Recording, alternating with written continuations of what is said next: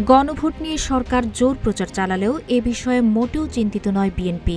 দেশের সর্ববৃহৎ দলটির সামনে এখন একটাই প্রধান লক্ষ্য, আসন্ন জাতীয় সংসদ নির্বাচন। দলটির নেতাদের ভাষ্য, জাতীয় ঐকমত্য কমিশনের বৈঠক ও পরবর্তী সিদ্ধান্ত অন্তঃসারশূন্য, কারণ ভোটের প্রশ্নে বিএনপি সহ বিভিন্ন রাজনৈতিক দলের দেওয়া নোট অব ডিসেন্ট সেখানে অন্তর্ভুক্ত করা হয়নি। বিএনপির মতো বড় দলকে অগ্রাহ্য করে গণভোটে যাওয়ার উদ্যোগ নেওয়ায় দলটি এ বিষয়ে আগ্রহ হারিয়েছে। দলীয় সূত্র জানায়, হ্যাঁ বা না কোনোটিতেই বিএনপির বিশেষ আগ্রহ নেই। কৌশলী ভাষায় নেতারা বলছেন, সরকার যেহেতু নিজেই ব্যাপক প্রচার চালাচ্ছে, সেখানে বিএনপির ভূমিকার প্রয়োজন কি? এর আগে বিএনপির মতামত প্রতিফলিত না হওয়ায় দলটির কিছু নেতাকে গণভোটের নায়ের পক্ষে প্রচার চালাতে দেখা গেল, পরে পরিস্থিতি পাল্টে যায়।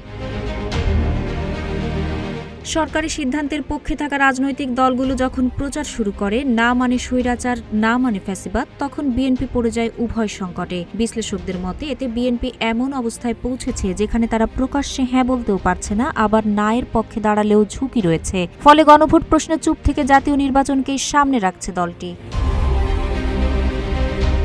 বিএনপির নীতি নির্ধারকদের মতে গণভোটে কোনো অবস্থান নিলে তা নির্বাচনী রাজনীতিকে বিভ্রান্ত করতে পারে এবং মাঠ পর্যায়ে জোটের ঐক্যে টান ধরার আশঙ্কা তৈরি হবে। এ কারণেই দলটি গণভোটের পক্ষে বিপক্ষে কিংবা হ্যাঁ বা না ভোট চাওয়ার কোনো প্রচারণায় নামছে না। দলটির অবস্থান হল, গণভোট বিষয়ে সিদ্ধান্ত নেওয়ার অধিকার জনগণের, আর এটি নিয়ে রাজনৈতিক প্রচারের দায়িত্ব সরকারের।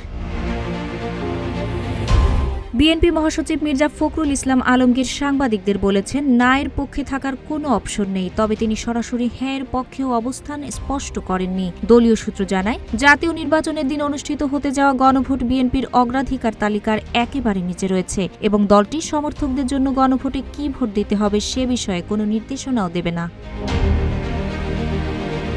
সূত্রের খবর, জুলাই সনদ নিয়ে গণভোটের প্রশ্নে কোনো নোট অব ডিসেন্ট রাখা না হয় বিএনপির মধ্যে হতাশা তৈরি হয়েছে। দলটির স্থায়ী কমিটির সদস্যদের মতে, যদি বিএনপি হ্যাঁ ভোটকে সমর্থন করে তবে জনগণ ও রাজনৈতিক প্রতিপক্ষরা দলটির অবস্থান নিয়ে প্রশ্ন তুলবে, কারণ তাদের নিজস্ব দাবি গণভোটের প্রশ্নে প্রতিফলিত হয়নি। আবার না ভোটের পক্ষে প্রচারে নামলে সরকারের ঘনিষ্ঠ দলগুলোর সঙ্গে রাজনৈতিক সংঘাত তৈরি হতে পারে।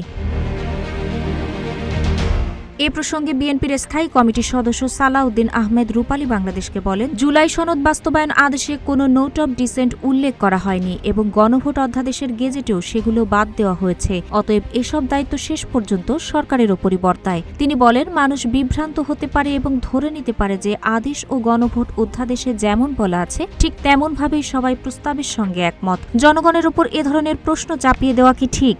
এসব জটিল বিষয়ে ঝুঁকির মুখে থাকায় সবকিছুকে হ্যাঁ বা না এমন এক প্রশ্নের উত্তরে পরিণত করা শেষ পর্যন্ত এক ধরনের জবরদস্তি। এক জবরদস্তি থেকে মুক্তি পেয়ে মানুষ কি আরেক জবরদস্তিতে পড়তে চায়? বিএনপি নেতারা বলছেন, দলটি সংস্কারের বিরোধী নয়, বরং রাজনৈতিক দলগুলোর ঐকমত্যে স্বাক্ষরিত জুলাই সনদের বাস্তবায়নে চেয়েছিল তারা। তবে অন্তর্বর্তী সরকার যে বাস্তবায়ন আদেশ জারি করেছে তা স্বাক্ষরিত সনদের সঙ্গে সামঞ্জস্যপূর্ণ নয় এবং এতে সনদের মৌলিক কাঠামো থেকে বিচ্যুতি ঘটেছে। ৩০ অক্টোবর বিএনপি মহাসচিব মির্জা ফখরুল ইসলাম আলমগীর এক সংবাদ সম্মেলনে অভিযোগ করেন, ঐকমত্য কমিশনের সুপারিশে জুলাই সনদ নিয়ে রাজনৈতিক দলগুলোর ভিন্ন মত বা নোট অব ডিসেন্ট উল্লেখ করা হয়নি। ফলে কমিশনের প্রস্তাব একপেশে এবং জোরপূর্বক জাতির উপর চাপিয়ে দেওয়ার চেষ্টা হিসেবে দেখা যাচ্ছে। দলটির নীতি নির্ধারকদের মতে, জাতীয় সংসদ নির্বাচনী গণতন্ত্র পুনরুদ্ধারের মূল সোপান। সেই নির্বাচনকে ছাপিয়ে গণভোট সামনে এলে মূল রাজনৈতিক এজেন্ডা দুর্বল হতে পারে। এ কারণেই কৌশলগতভাবে গণভোটকে সরকারের বিষয় হিসেবে রেখে বিএনপি নিজেকে পুরোপুরি নির্বাচনী রাজনীতিতে সীমাবদ্ধ রাখছে। দলটির সব প্রস্তুতি, জোটগত কৌশল ও রাজনৈতিক হিসাব এখন একান্তভাবেই জাতীয় নির্বাচন কেন্দ্রিক। তাহেরা আক্তার, রূপালী বাংলাদেশ।